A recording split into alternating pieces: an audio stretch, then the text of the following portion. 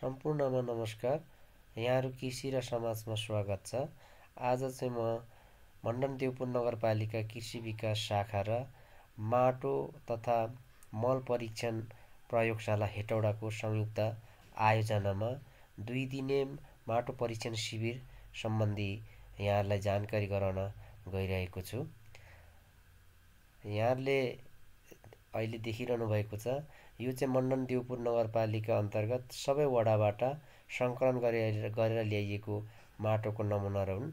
यसलाई हामीले परीक्षणको लागि ट्यागिङ गरेर तयार गरेका छौँ। यसले हामी मोबाइल प्रयोगशालामा प्रयोगको लागि हामी लान लागिरहेछौँ। अब यहाँले यो देखिरहनु भएको छ, यो चाहिँ 50वटा सेट हामीले परीक्षणको लागि तयार गरेका छौँ। त्यस पछाडि हामी मोबाइल यो गाडीको ल्याबमा हामी परीक्षण गर्नको लागि हामी यहाँ लैजान्छौँ। अब यसमा चाहिँ हामी यो प्रत्येक माटोको पिएच, प्राङ्गारिक पदार्थ, एनपिके हामी यसमा जाँच गर्छौँ। पिएचको लागि हामीले बाहिर गरेका छौँ। त्यसपछि यो बाहिर गरेको प्राङ्गारिक पदार्थको परीक्षण हो। यो प्राङ्गारिक परीक्षण त्यसबाट हुन्छ। त्यसपछि यो चाहिँ सबैको प्रेसर, एयर प्रेसर हो, कम्प्रेसर। त्यसपछि यसमा चाहिँ यसको अन गरिसकेपछि हजुरको के हुन्छ भने यो बर्नरबाट यहाँनिरबाट हेर्नुहुन्छ त्यो आगो बाल्छ। यहाँबाट आगो बाल्ने फ्लेम हुन्छ। यो फ्लेम आगो बलिसकेपछि यसको हामीले स्याम्पल यसरी ल्याउँछौँ। यो ल्याएर यहाँबाट यो पाइपबाट सिपिङ गराउँछ। यसले जब सिप गरिसकेपछि यो ठाउँमा गएर ठ्याक्क यो इन्जिन, मोटरको इन्जिन जस्तो त्यसले चाहिँ त्यो एयर र त्यो जुन स्याम्पलको सोल्युसन चाहिँ मिक्सचर बनाएर त्यसलाई हाई प्रेसरमा ब्लो गराउँछ।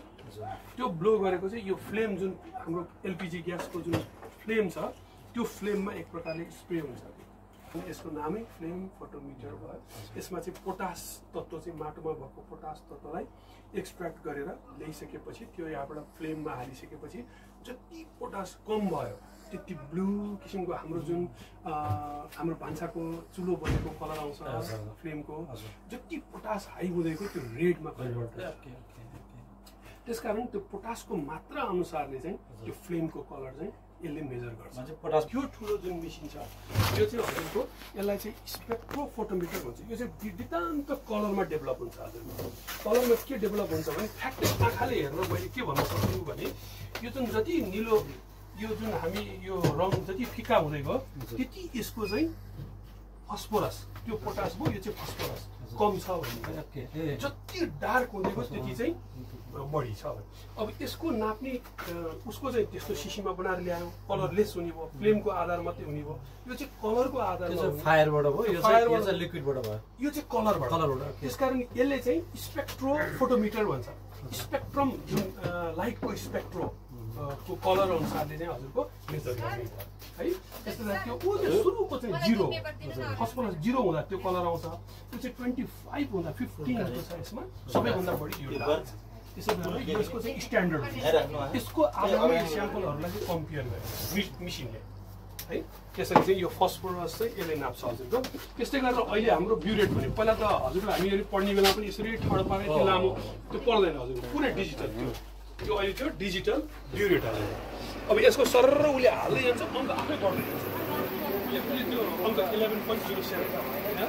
अब यो उसले ट्याक्क माथि चिन्ने 0 भयो, एक्ज्याक्टली जति झर्दै गयो त्यति माथि बढ्दै जान्छ। यो अटोमेटिक ब्युरेट। अनि यो ठ्याक्क रङ चेन्ज हुँदै टक्क रोक्ने बित्तिकै जति आयो त्यति एमएल भनेपछि यसले चाहिँ त्यसरी गर्दाखेरि हामी चाहिँ क्यापेसिटी चाहिँ हाम्रो एक दिनमा परीक्षण गर्न सक्ने हाम्रो चाहिँ क्षमता चाहिँ एकदमै बढ्यो।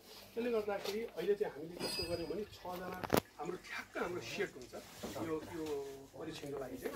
त्यसमा 6 देखि 7 जना हामी प्राविधिक भयौँ भने अनि यसरी हाम्रो हरेक सेक्टरमा चाहिँ ठ्याक्कै एउटा आफ्नोमा गर्छौँ एकदम व्यवस्थित तरिकाले। अनि धेरै बढी गर्छ, 10-15 राख्ने, 20 राख्ने भन्ने हुन्छ। हामी अहिले 50वटा राख्छौँ एकचोटिमा, एक लटमा। त्यही कारण हामी 1 देखि 50 गरेर तर हाम्रो सबै चिज त्यसरी सेट छ 1 देखि 50। अर्को फेरि हामी सफ्टवेयर युज गर्छौँ। अहिले त यो डेटा मात्रै आयो, यो डेटा हो। यो डेटा सिटमा चाहिँ एउटा लटमा चाहिँ 50वटा छ, तर यो डेटा त क्यालकुलेट गर्नुपर्छ नि त। अब क्यालकुलेट हामी त्यो क्यालकुलेट गर्नु पर्दैन, ठक्क छ हामी सफ्टवेयर छ, ठक्क त्यसमा हाल्छौँ, सरर निकालेपछि हिसाब गरेर ट्याक्क टाइम चाहिँ त्यसरी हामी बचाउँछ।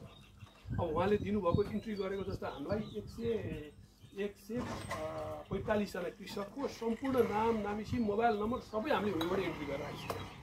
त्यो स्याम्पल कसको के को हाम्रो सबै पहिला छ, हामी डेटामै छ, डेटामा छ। फुल छ 365 दिन किसानले चाहेको बेला ल्याएको नमुना 1.5 घन्टा 2 घन्टाभित्र उहाँहरूले नै हामीले अहिले टार्गेट गरेको चाहिँ 5औँ छैठौँको स्तरको कर्मचारी प्राविधिकले पूर्ण रूपमा यो काम गर्न सक्ने बनाउनु, र त्यो चाहिँ वर्षैभरि पालिकाबाट उपलब्ध हुन्छ। पैसाको हिसाबले चाहिँ सुरुमा इस्टाब्लिस गरेर 3 लाख रुपियाँ त्यो सबै केमिकल हामी ल्याब चाहिँ भन्दैनौँ, त्यसलाई के भन्छ, त्यसलाई चाहिँ हामी चाहिँ माटो परीक्षण सेवा प्राङ्गारिक पदार्थ उहाँहरूले यो परीक्षण गरिराख्नु भएको छ। हेर्नुसार हामीले कृषकलाई रिपोर्ट तयार गरेर उहाँहरूलाई हामी दिन्छौँ।